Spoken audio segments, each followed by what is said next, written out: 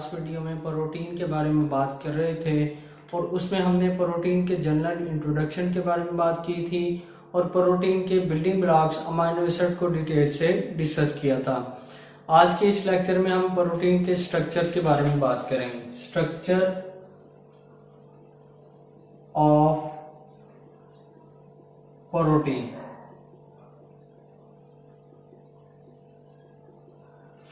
कोई भी प्रोटीन है उसमें अमाइनो एसिड के नंबर्स और सीक्वेंस बहुत ही ज़्यादा स्पेसिफिक होते हैं और इस स्पेसिफिसिटी की वजह से किसी भी प्रोटीन का लिविंग ऑर्गेनिज्म में जो फंक्शन है वो भी बहुत ही स्पेसिफिक होता है। अगर किसी भी अमाइनो एसिड के नंबर्स में या सीक्वेंस में वेरिएबिलिटी आएगी तो डेफिनेटली लिविंग ऑर्गेनिज्म में प्रोटीन का फंक्शन भी डिस्टर्ब होगा। और यहाँ पे हम स्ट्रक्चर ऑफ प्रोटीन पढ़ रहे हैं तो 4 मेजर टाइप के स्ट्रक्चर हैं प्रोटीन में जो पाए जाते हैं। सबसे पहले है primary structure. Primary structure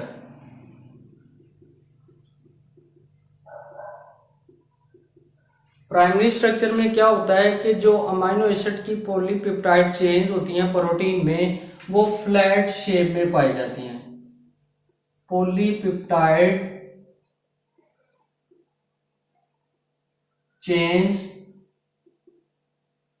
flat like structure बनाती हैं। मतलब ये एक अमाइनो एसिड है, अमाइनो एसिड 1, अमाइनो एसिड 2,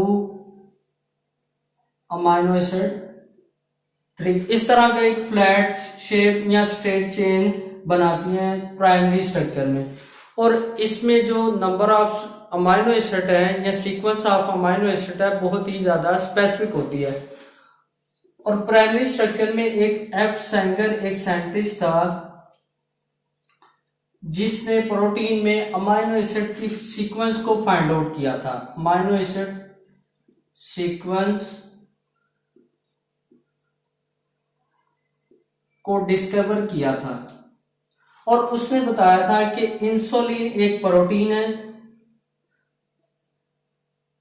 जो कि ब्लड में ग्लूकोज लेवल को अपटेक करने के लिए बहुत ही इंपॉर्टेंट रोल प्ले करती है लिविंग ऑर्गेनिज्म में। और उसने कहा था कि ये 51 अमाइनो एसिड पर मुश्तमिल होती हैं। 51 अमाइनो एसिड पर ये कंटेन होती है और इसमें एक चेन में 21 अमाइनो एसिड होते हैं चेन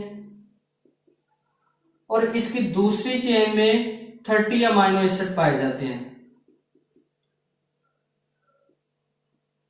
और कलेक्टिवली जो इंसुलिन है 51 अमाइनो एसिड पर मुश्तमिल होती है। उसके बाद सेकंड पे आता है secondary structure. Secondary structure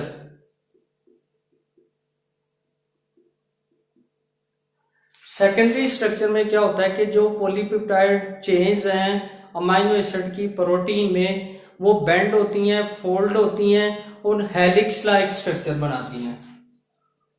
helix like structure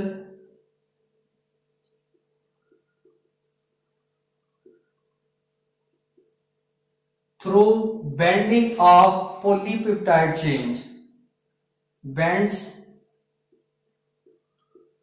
polypeptide chains।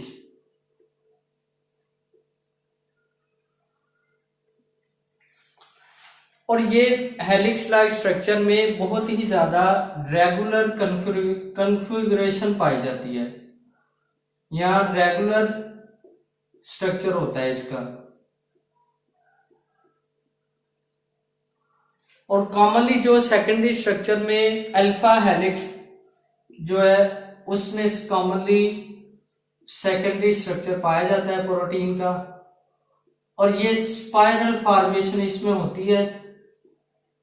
Spiral formation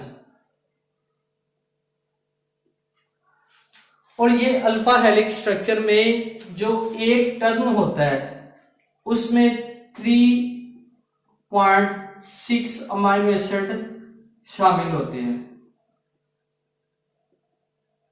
हम ये कह सकते हैं कि अल्फा हेलिक्स के एक टर्न में 3.6 अमाइनो एसिड पाए जाते हैं।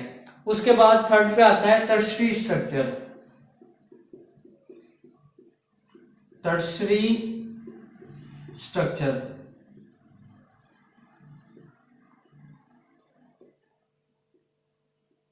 जब प्रोटीन का सेकेंडरी स्ट्रक्चर फोल्ड होगा, मजीद बेंड होगा, तो वो ग्लोबुलर लाइक स्ट्रक्चर बनाता है, जिसे हम टर्शरी स्ट्रक्चर कहते हैं। Globular like structure shape. और ये जो स्ट्रक्चर है ये मेंटेन होता है 3 टाइप के बॉन्ड से, जिसमें हाइड्रोजन बॉन्ड है, हाइड्रोजन बॉन्ड, उसके बाद डाइसल्फाइड बॉन्ड और आयनिक बॉन्ड। इन 3 बॉन्ड्स के जरिए जो टर्शरी स्ट्रक्चर है वो मेंटेन होता है। और ये कहा जाता है कि जो टर्शरी स्ट्रक्चर है प्रोटीन का, इसमें जो हाइड्रोफोबिक अमाइनो एसिड हैं वो इनसाइड बरीड होते हैं या इनसाइड प्रोटीन के स्ट्रक्चर में पाए जाते हैं, लेकिन जो हाइड्रोफिलिक अमाइनो एसिड होते हैं, मतलब जो वाटर में सोल्यूबल अमाइनो एसिड होते हैं, वो आउटसाइड दी प्रोटीन स्ट्रक्चर पाए जाते हैं या सरफेस पे पाए जाते हैं। उसके बाद फोर्थ पे आता है quaternary structure. Quaternary structure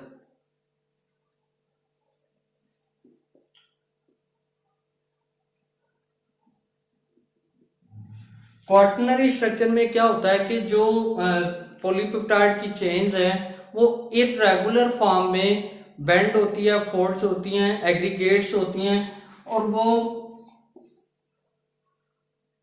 globular like irregular structure बनाती हैं। Irregular structure. और ये क्वाटरनरी स्ट्रक्चर जो है हीमोग्लोबिन प्रोटीन में पाया जाता है। हीमोग्लोबिन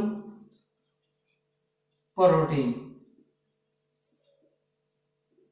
हीमोग्लोबिन प्रोटीन क्या है? ये ब्लड में ऑक्सीजन की सप्लाई के लिए या ऑक्सीजन की ट्रांसपोर्टेशन के लिए बहुत ही इंपॉर्टेंट रोल प्ले करती हैं।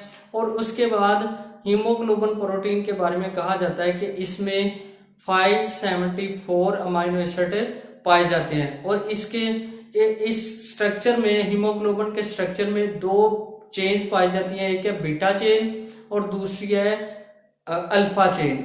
और इन दोनों चेन में अमाइनो एसिड मिलके 574 अमाइनो एसिड बनते हैं, जो कि इसका स्ट्रक्चर मेंटेन करते हैं। उसके बाद इसके अगर किसी भी अमाइनो एसिड में वेरिएबिलिटी आए या इसके अमाइनो एसिड में नंबर्स में या सीक्वेंस में कोई भी चेंज आए, तो उसकी वजह से किसी भी प्रोटीन का जो फंक्शन है वो डिस्टर्ब होता है। और हीमोग्लोबिन में एक अमाइनो एसिड के इंटरचेंज की वजह से ग्लाइसिन और वैलिन की आपस में जगह चेंज होने की वजह से क्या होता है कि हीमोग्लोबिन अपना फंक्शन प्रॉपरली परफॉर्म नहीं करती, और जिसकी वजह से हमारी बॉडी में सिकल सेल एनीमिया की एक डिजीज होती है, जो कि नॉर्मली हमारी सोसाइटी में कॉमनली पाई जाती है। और ये थे प्रोटीन के स्ट्रक्चर, और इन सब के बारे में हमने डिटेल से देखा है। नेक्स्ट हम प्रोटीन की टाइप्स के बारे में डिस्कस करेंगे कि प्रोटीन की टाइप्स कौन सी हैं। Thank you for this.